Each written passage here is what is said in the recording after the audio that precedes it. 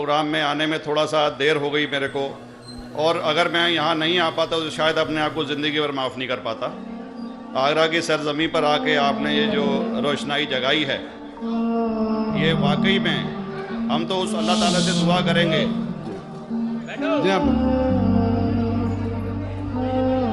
अल्लाह ताला से दुआ करेंगे कि आप जैसे 10-20 और नेक दिल और इतने पढ़े लिखे, इतने इंटेलेक्चुअल आदमी और पैदा करें, जिससे कि जाके आप भारत का कोना कोना, देश का कोना कोना रोशन करें। तहे दिल से स्वागत आपका।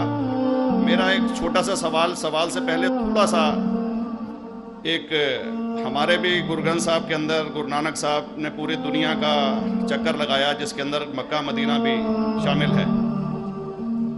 और जैसा कि एक सवाल इससे पहले हो चुका है कि गैर मुस्लिम जो है मक्का मदीना में अलाउड नहीं, या वहाँ का कैंटोनमेंट जो है अलाउ परमिशन नहीं देता।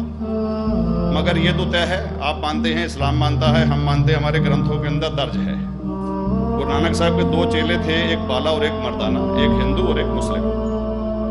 मर्दाना की बहुत ख्वाहिश थी कि मुसलमान जब तक पूरा मुसलमान नहीं कहलाने का हकदार, जब तक कि वो काबा का दर्शन ना कराए, तो गुरु नानक साहब उसको लेके और काबा गए। हमारे ग्रंथ के अंदर जो दर्ज है कि जब वो वहाँ पहुँचे, उन दिनों बहुत लंबा ये किस्सा है, 1 साल लगता था, और वो रूट सारा उसका वर्णन है। और वहाँ जब मक्का, जो मस्जिद के बाहर साथ ही एक दीवार थी जहाँ पर के भारत के जो मुसलमान दर्शन करने जाते थे काबा के, उनको वहाँ ठहराया जाता था। वहाँ की देखभाल जो करता था वो मुल्ला जीवन करता था। जब गुरु नानक साहब अपने चेलों के साथ में वहाँ पर पड़े थे, तो सुबह जब मुल्ला जीवन वहाँ की सफाई करने के लिए आया, तो उसने देखा गुरु नानक साहब के जो पैर थे वो काबा की तरफ थे। वो गुस्से में चिल्लाया कि ये कौन काफिर है जो कि काबा की तरफ पैर करके पड़ा है, और उसने गुस्से के अंदर आके उनके पैरों को झटका दिया, दूसरी तरफ किया।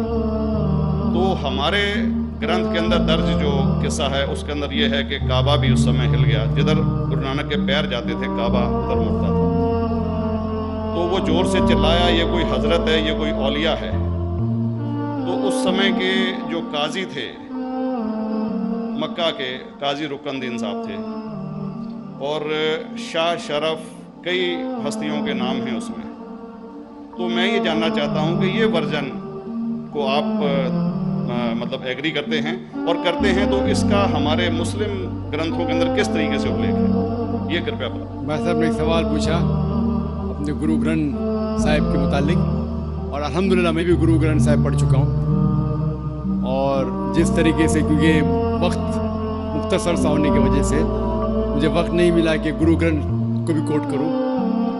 आपका सवाल का जवाब देने के पहले मैं आपसे इजाज़ा चाहूँगा कि इवन गुरु ग्रंथ की किताब पढ़ेंगे आप, ग्रंथ जिसे आदि ग्रंथ कहते हैं, और कोई सिख से पूछेंगे कि खुदा का तसव्वुर क्या है, सबसे बेहतरीन जवाब कोई सिख दे सकेगा, वो आपको कोट करेंगे जापू जी, जो गुरु ग्रंथ साहिब आदि ग्रंथ के सबसे पहले चैप्टर है, सबसे पहला श्लोक, जिसके कहते हैं जापू जी, जिसके मानी है कि God is true, he is only one, he is not begotten and is free from fear and want.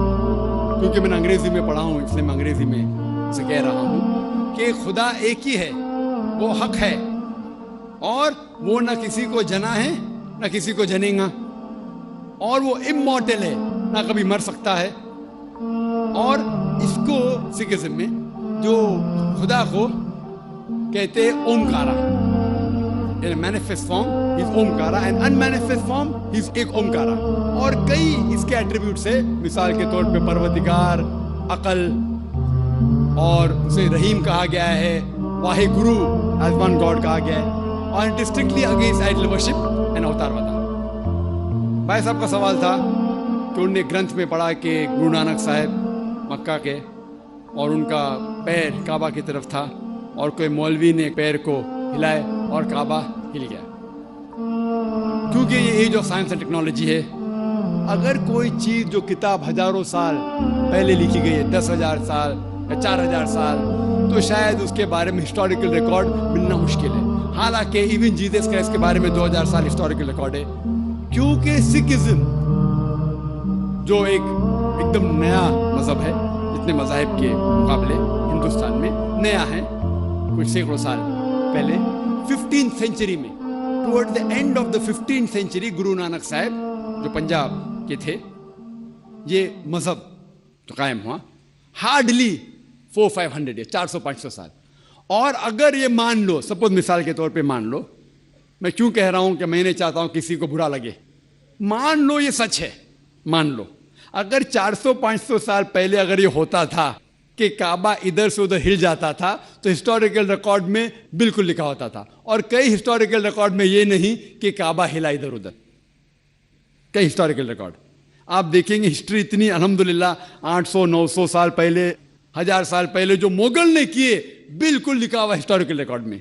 तो ये कहना कि गुरु नानक साहब वहां गए और काबा हिल गया, ये बिल्कुल साइंस के खिलाफ है, क्योंकि साइंस में कोई भी रिकॉर्ड नहीं है, वहां के देश के रिकॉर्ड में कहीं भी नहीं कि काबा हिला। तो इसलिए हम कहते हैं कि हो सकता है ये गलती से किसने लिखा होगा, न कई किस्से कहानी। ये मैं तस्लीम करता हूं कि गुरु ग्रंथ साहिब में कई चीजें सही है, हक की बात है, लेकिन ये तस्लीम करना कि काबा हिल गया, ये बिल्कुल साइंस के भी खिलाफ है, साइंस के खिलाफ है। और इस्लाम में भी ये नहीं है। लेकिन ये कहना कि कोई गैर मुस्लिम जा सकता है, मुमकिन है, चुपके से कोई गया तो हो सकता है। वो भी जवाब